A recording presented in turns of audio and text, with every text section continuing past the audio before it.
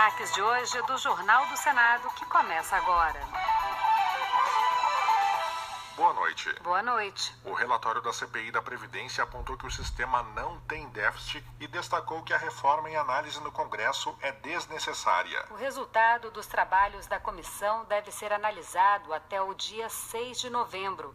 Repórter Jorge Cardim. Com 253 páginas, o relatório final dos trabalhos da CPI da Previdência, apresentado pelo senador Hélio José, do PROS do Distrito Federal, faz um histórico do sistema da Previdência Social no Brasil desde a sua criação em 1923 e aponta perspectivas para assegurar o pagamento dos benefícios no futuro. Depois de 6 meses de trabalho e 31 reuniões, o texto assegura que não há déficit na Previdência e explica que o orçamento da Seguridade Social também engloba os recursos da saúde e de assistência social, além das aposentadorias e pensões. Hélio José também aponta que a dívida de empresas com o INSS chega a 450 bilhões de reais. Mas os casos de sonegação são negligenciados por falta de fiscalização e premiados com programas de parcelamento de dívidas. Fique bem claro para todos os meios de comunicação: as empresas privadas devem à Previdência Social ordem de 450 bilhões de reais que não pagam. Para o presidente da CPI, senador Paulo Paim, do PT do Rio Grande do Sul, o relatório revela que não há necessidade de aprovar a reforma da Previdência. É tanto uma loucura que eles tiveram que recuar e vem com uma tal de meia sola. Nós queremos uma proposta séria, principalmente na gestão, na fiscalização e na cobrança dos grandes devedores. Após a leitura do relatório, os senadores poderão apresentar sugestões de mudança no texto, que deve ser analisado até o dia 6 de novembro.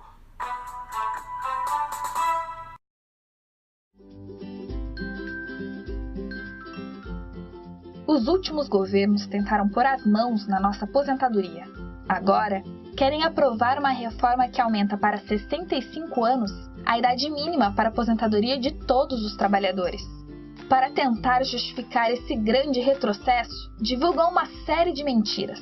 Dizem que a Previdência dá prejuízo e que a reforma seria necessária para garantir a aposentadoria das próximas gerações.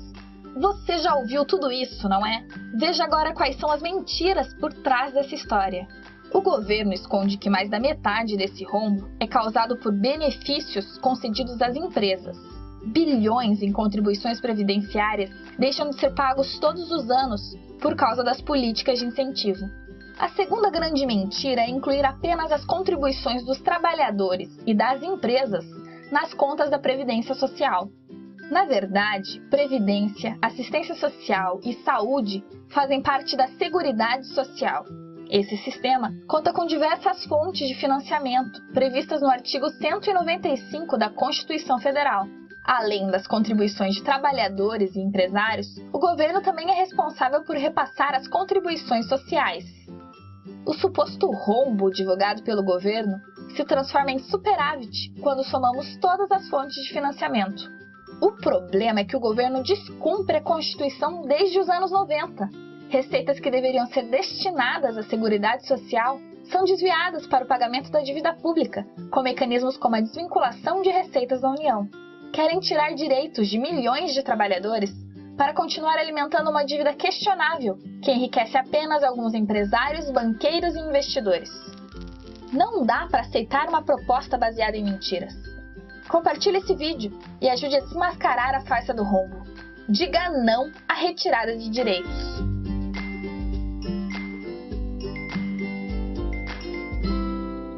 Dívida, Maria Lúcia Fatorelli, muito obrigado pela sua presença aqui no programa. Eu queria que você tentasse explicar em 3 minutos, o que é difícil, a sua tarefa é árdua diante do massacre de propaganda do governo a favor da reforma da Previdência. Eu queria que você explicasse por que o déficit, o famoso déficit da Previdência, é na verdade um déficit fabricado, que é a tese que você defende, e queria que você explicasse isso à luz do parágrafo 194 da Constituição Brasileira. Em primeiro lugar, agradeço a oportunidade de estar aqui com vocês. Uma honra para a Auditoria Cidadã da Dívida. E essa questão da Previdência, ela foi a maior conquista da Constituição Federal. os constituintes colocaram no artigo 194 da Constituição a seguridade social, a segurança do povo. Que não é só previdência. Não é. São 3 fatores. É um tripé. É previdência, assistência e saúde. Foi a principal conquista social. Ela é tão importante que na própria Constituição, no artigo 195, os constituintes estabeleceram o financiamento desse tripé. Então, eles colocaram lá fontes variadas de financiamento, como uma cesta. Nessa cesta, eles colocaram, primeiro, os trabalhadores e empregadores vão contribuir com uma contribuição para o INSS incidente sobre a folha, paga tanto pelos trabalhadores como pelos empregadores. Também, as empresas vão contribuir sobre o lucro. Então, foi criada a contribuição social sobre o lucro líquido.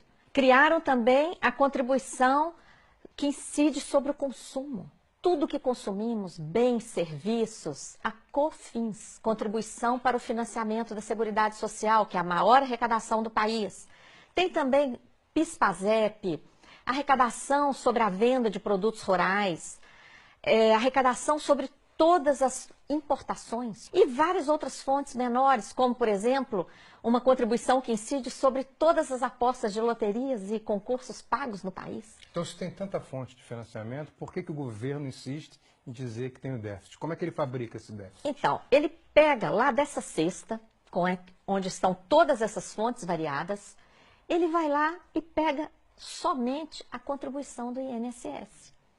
E compara o que se arrecada com essa contribuição, paga por empregados e empregadores urbanos e rurais, ele compara isso com todo o gasto da Previdência, que é o maior entre o tripé da Previdência, Assistência e Saúde. O maior deles é a Previdência.